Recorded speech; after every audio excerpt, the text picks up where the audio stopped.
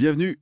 Aujourd'hui, on explore ensemble une intelligence artificielle qui fait son chemin assez discrètement, Gemini 2.5 Pro de Google. Oui, une arrivée sans fanfare, prévue pour mars 2025, directement dans Gemini Advanced. C'est ça. Pas de grosse campagne marketing, mais les échos qu'on en a suggèrent des capacités bien assez étonnantes pour certaines tâches complexes. Tout à fait. Ce qui ressort vraiment des infos qu'on a pu consulter, c'est une orientation très marquée, moins sur la discussion, moins sur les images. Oui, que sur le raisonnement, c'est ça. Exactement, le raisonnement pur et dur. C'est là que Google semble vouloir placer ses billes avec ce modèle. Alors, le raisonnement, qu'est-ce que ça implique ici, concrètement? Les sources parlent de comprendre des instructions, parfois subtiles, d'appliquer une logique, d'analyser des données variées. Oui, et de résoudre des problèmes qui demandent plusieurs étapes, pas juste une réponse directe. D'accord. Et il y a cet exemple assez fou du développeur, Simon Willis. Le modèle aurait repris tout le code de son site web. C'est ça, 18 fichiers analysés et modifiés en moins de 45 minutes, d'après ce qui est rapporté. Ah oui, quand même. Ça interpelle. En effet.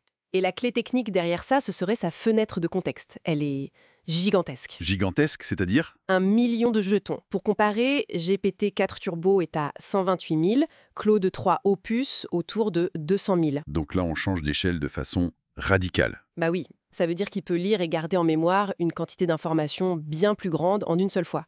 Du code, des longs documents, des transcriptions vidéo. Et ça ouvre la porte à des analyses beaucoup plus globales, j'imagine. Pas juste corriger une fonction, mais revoir toute une architecture, quoi. C'est l'idée. Passer de l'assistance ponctuelle à une compréhension d'ensemble du projet. Et il n'y a pas que le texte ou le code, hein.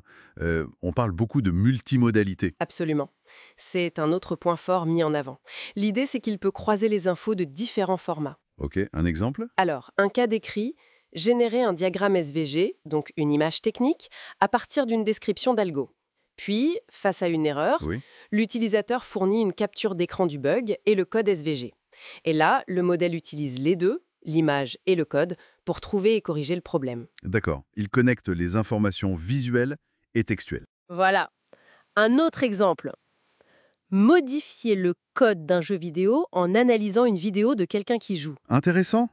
Et cette capacité à raisonner, elle serait transparente? C'est ce que les sources appellent la transparence du raisonnement. Oui. Le modèle pourrait apparemment expliciter les étapes logiques qu'il a suivies pour arriver à un résultat. Ce qui est crucial pour la confiance, non? Surtout dans des domaines comme la finance ou... Ou les génériques logiciels. Tout à fait. L'exemple donné, c'est une simulation d'investissement boursier à partir de données brutes.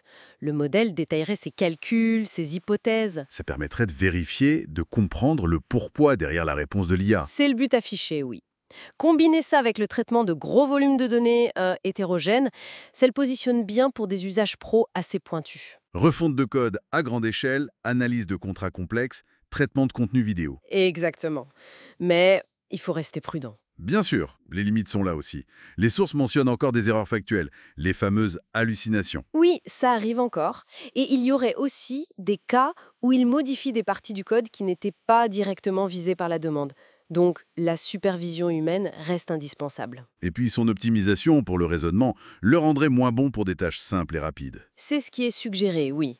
Il serait moins réactif pour une question basique qu'un modèle plus généraliste. Et n'oublions pas, Oui, c'est une version preview, pas encore finalisée.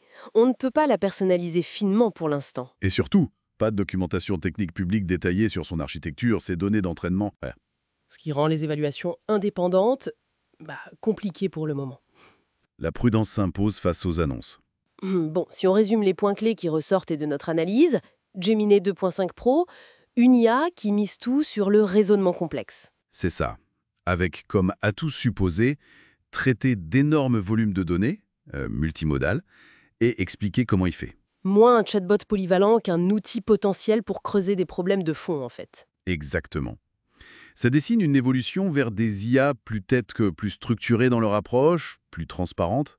Une IA qui pense de manière plus visible, en quelque sorte. Oui. Après, son adoption réelle, son impact, ça dépendra de sa fiabilité à grande échelle et, bien sûr, de son accessibilité. Tout à fait. Et pour finir, une petite question qui me vient en tête, inspirée par tout ça. Je vous écoute. Des années de données financières, en reliant plein de sources différentes. Quelle nouvelle porte ça pourrait ouvrir? Dans quel domaine on pourrait voir débarquer de l'automatisation ou de l'analyse, là où franchement, on n'y pensait même pas avant?